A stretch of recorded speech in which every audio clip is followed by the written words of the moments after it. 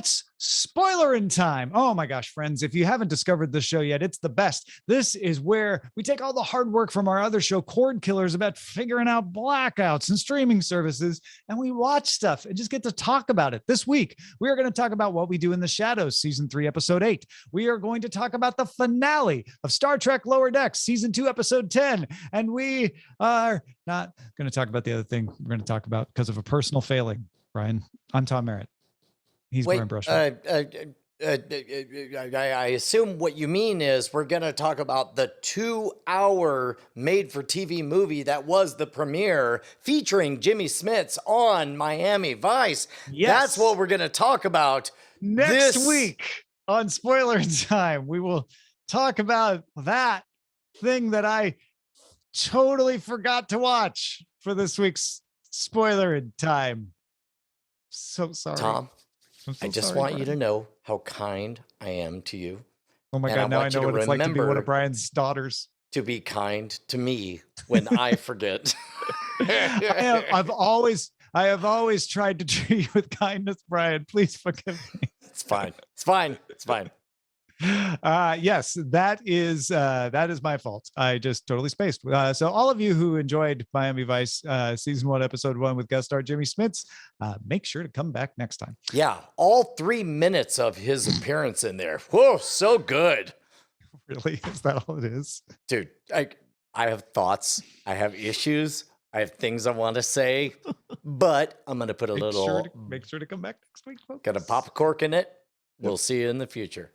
All right, let's talk about What We Do in the Shadows first. That is season 3, episode 8, The Wellness Center. Nandor decides to join a wellness center. Well, that's good, right, Brian?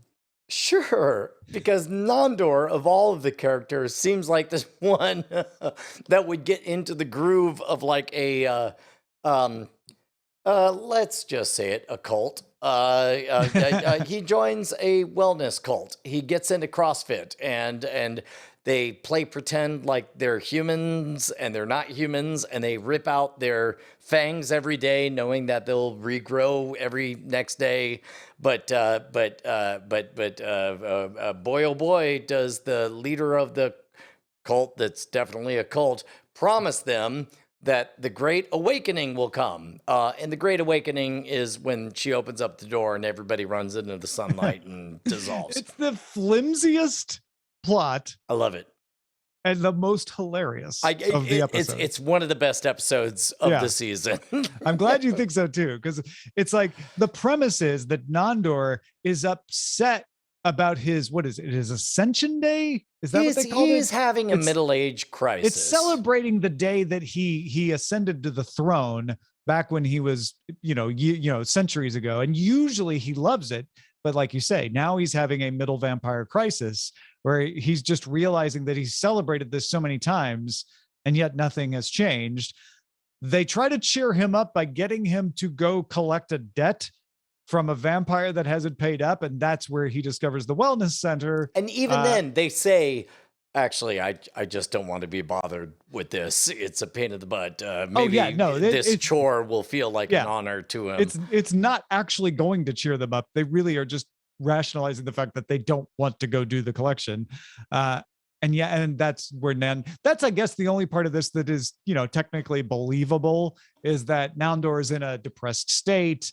He finds a welcoming community. That's often how cults get people to join them. So that part kind of works. But like, I don't even understand why the vampire is doing the wellness center. Like, what does she get out of it? I guess just a power trip. I don't know. It doesn't really matter.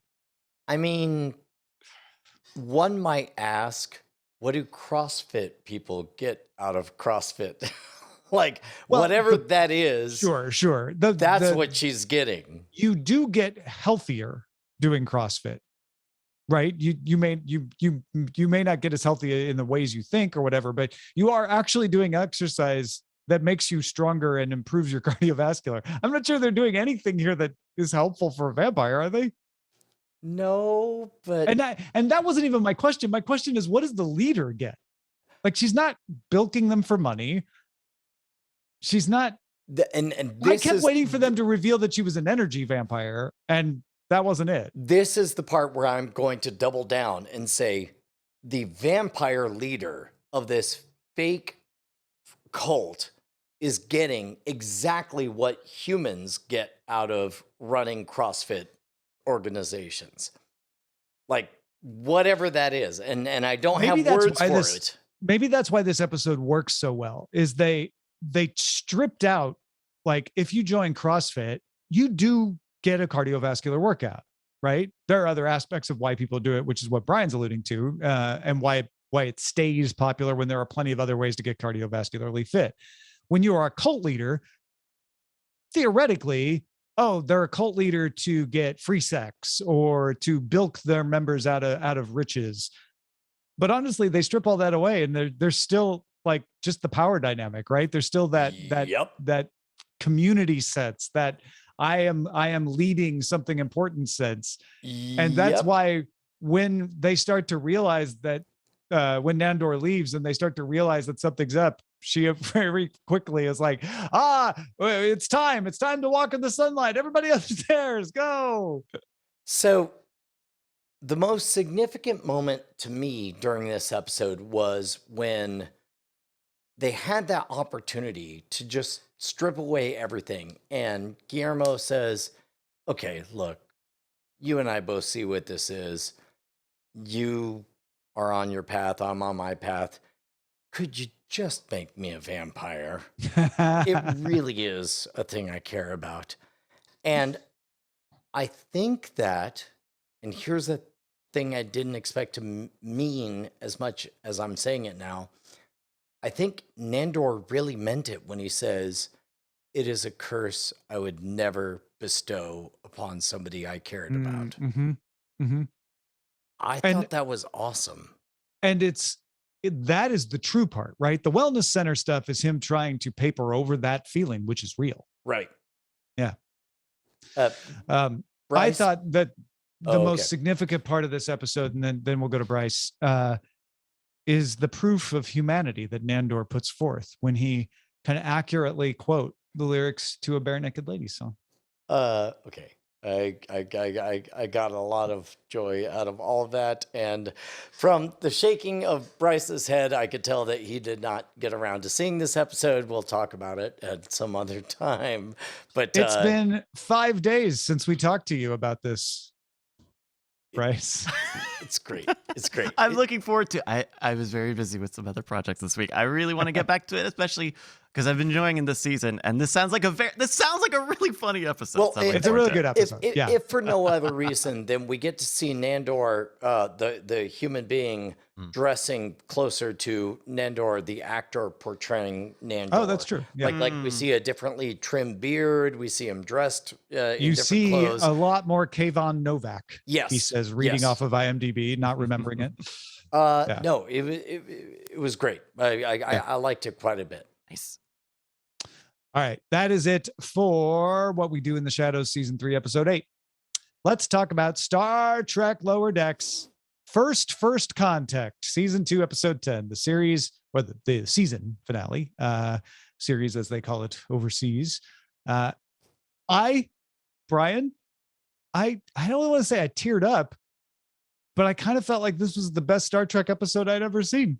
Like, the work that they have done to make me care about these characters made me actually sad that the captain might leave, even though every rational bone in my body knew he's not going to leave. That's just not how this series works. The commitment to the crew, the struggles they've been through, the idea that, oh, she really is part of, Starfleet, and this is just the lowest of the low, and she's finally getting a chance to get out of it and get promoted. I loved this episode, and it made me think that in some ways Lower Decks may be the best version of Star Trek that's ever been done. So I made the mistake of I watched last week's episode for the show, and then I watched it again to share it with a friend under the auspices of like, hey, don't confuse this. This is not a comedy show about Star Trek. It's a Star Trek show that happens to be self-aware. So I'd seen it twice, and then I watched this episode, and then I saw the fan reaction and the reviews online, and I was like, let me just make sure. So I went back and watched last week's episode for a third time, then watch this week's episode, I think last week's episode is straight up better. This week's episode was fine. It was fine. Well, that's it for Star Trek Lower Decks First Contact. Thanks everybody for joining us for spoiler time. Like I don't know how to respond to that. It was a very close contest, but I feel like last week's episode is a little bit more timeless than this one. Yeah, but they are paired. There's not to me anyway, there's not a better or worse. You don't feel the way you feel in First Contact without last week's episode. But I don't think you can end with last week's episode. I think First Contact put a button on this series for me that was like, man, you know what? These aren't just funny characters. Like, I care about them. I care about what they do and where they're going. And there was they sneaked some serious storylines into this episode that they couldn't have done. That's certainly in season 1. Actually, a perfectly valid take. I don't know. I may have to sit with this. I mean, the important part is we both liked it. We thought it was good. It's a great show. Everybody should watch it and like it and love it. And it's a perfectly realized episode. When you say you saw the fan reaction, I never do that. What was the fan reaction? I saw that it was rated on IMDb slightly higher than last week. And I feel like last week was the pinnacle. It was the best that Lower Decks has ever been. So I had this irrational attachment to, we've done it. We've discovered the best Lower Decks episode. And then now an imaginary bad guy is arguing with me. I don't even disagree with you on that. In so much as First Contact, the episode itself isn't necessarily the best episode, but it's the one that made me realize that I love the show more than I expected to. Right.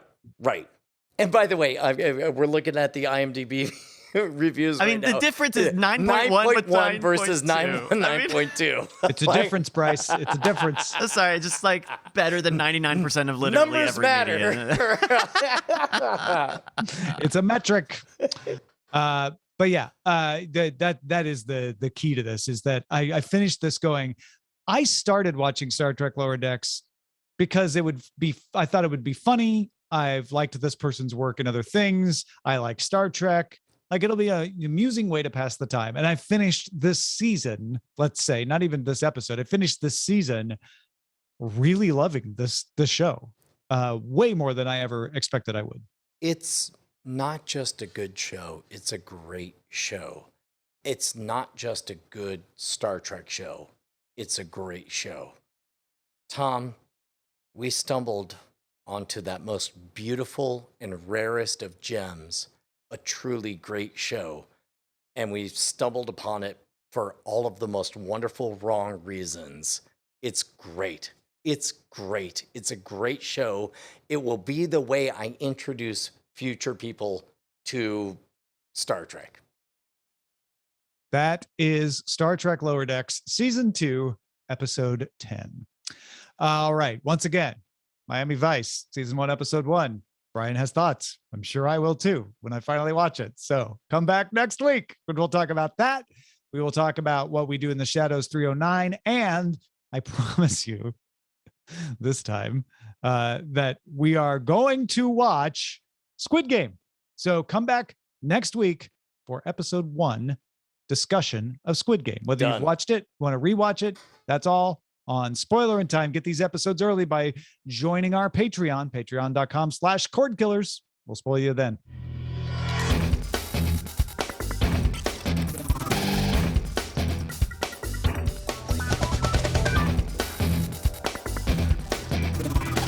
Diamond Club hopes you have enjoyed this program.